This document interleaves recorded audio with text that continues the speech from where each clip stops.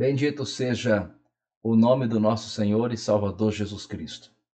Vou fazer uma leitura bíblica no Evangelho segundo escreveu São Marcos, capítulo de número 6, versículo de número 37. Jesus respondeu e lhes disse: Dai-lhes vós de comer. E eles disseram-lhe: Iremos nós e compraremos 200 dinheiros de pão para lhe darmos de comer? Muito bem, meus irmãos, é uma passagem bastante conhecida, a passagem que narra o primeiro milagre da multiplicação dos pães e dos peixes. A palavra de Deus diz que Jesus estava em um local retirado, em um local deserto, e uma grande multidão o cercou, e Jesus observou que aquela multidão era como ovelhas que não têm pastor. E a palavra do Senhor nosso Deus diz que o Senhor Jesus, então, começou a ensinar, começou a doutrinar aquele povo, aquela multidão.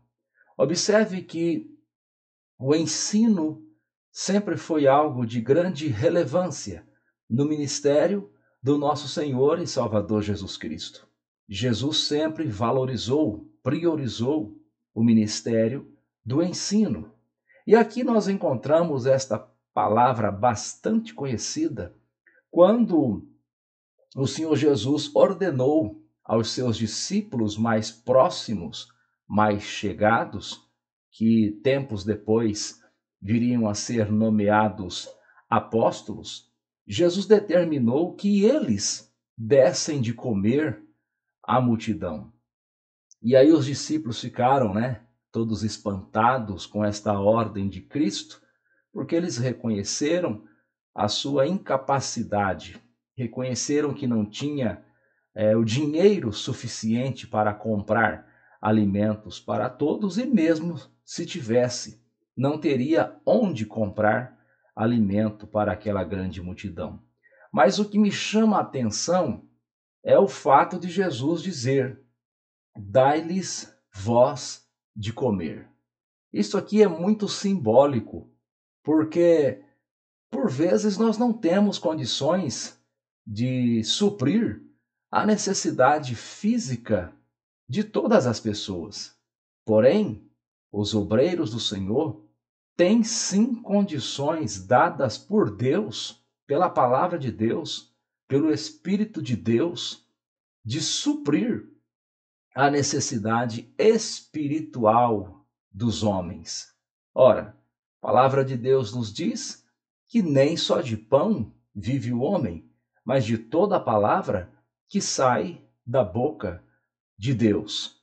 É interessante que o apóstolo São Paulo, escrevendo a sua primeira carta aos Coríntios, no capítulo de número 4, a partir do versículo 1, ele disse assim: que os homens nos considerem como ministros de Cristo e despenseiros dos mistérios de Deus.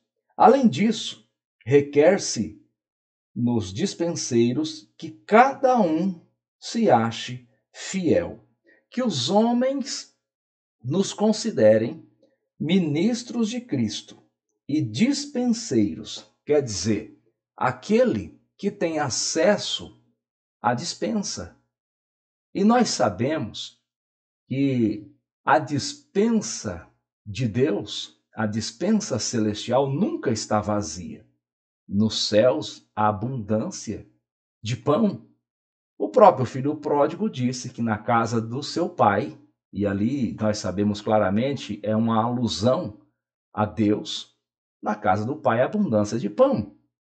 Então, não faz sentido nós observarmos que muitas igrejas, muitos lugares, infelizmente, estão recebendo as pessoas e permitindo que as pessoas voltem para casa, vamos dizer assim, de estômago vazio, com a alma vazia. Nós precisamos valorizar o ensino da palavra.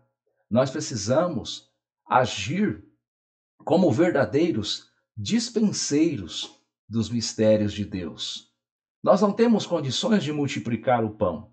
Nós não temos condições de multiplicar o peixe. Nós não temos condições de fazer o milagre. Quem faz o milagre é o nosso Senhor e Salvador Jesus Cristo. Mas nós temos condições dadas pelo Espírito Santo e pela palavra, que a palavra de Deus é abundante.